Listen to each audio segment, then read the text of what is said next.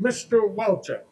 Thank you, Mr. Speaker. On the motion to discharge, many of my colleagues have toured and talked about touring the correctional facilities and talking about exactly the issue that the esteemed, distinguished, and well-respected colleague of mine from the Finger Lakes region has brought forward here today. And I hope that they'll support this measure.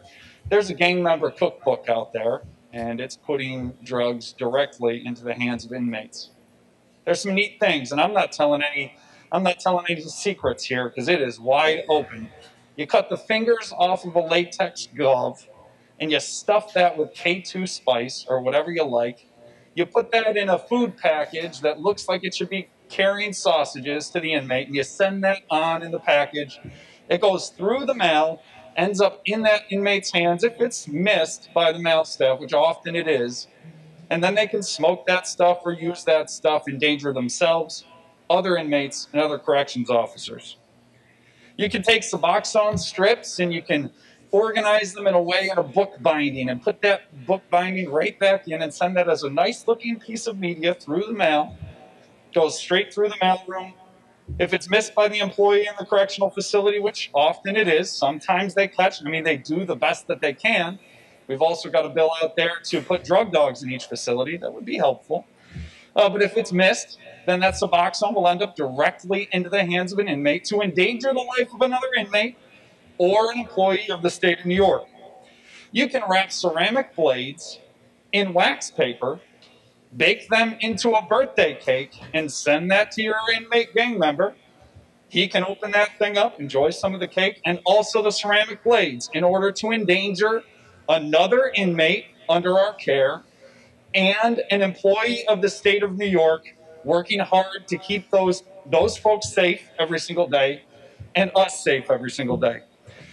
You can soak pages of a book in fentanyl and send that through the mail. Very difficult to detect. I know we're trying to eliminate fentanyl for the rest of the population. Believe it or not, it is a major problem in our correctional facilities right now.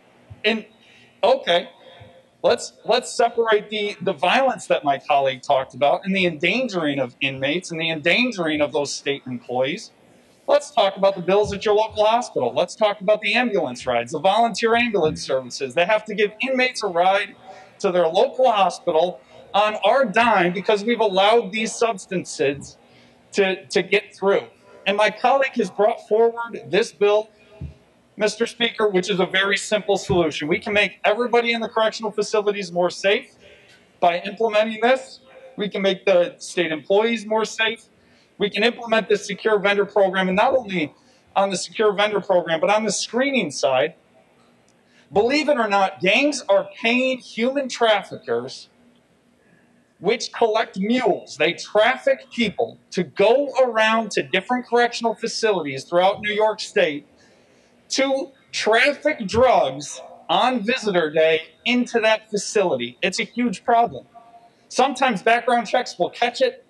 Sometimes the drug dog is there on just the right day, and the human who is being trafficked, the drug mule, will turn around in the parking lot because they see that drug dog is there that day.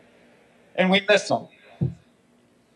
This bill will fix a lot of those problems, and we need to do better.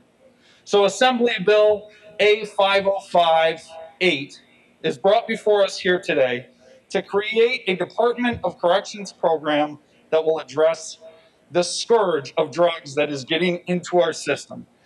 My colleague has brought it before this House today with many co-sponsors. It's been vetted through and through. He's thought this bill throughout and he's even got a sponsor in the higher house in the Senate. It is an excellent piece of public policy and will go a long way. And Mr. Speaker, I would just end in saying that this is more than just a procedural vote. This is an opportunity for us to work together as Republicans and Democrats to put in a sound public policy that is going to keep inmates safer and state employees safer, and it's just common sense. Thank you, Mr. Speaker.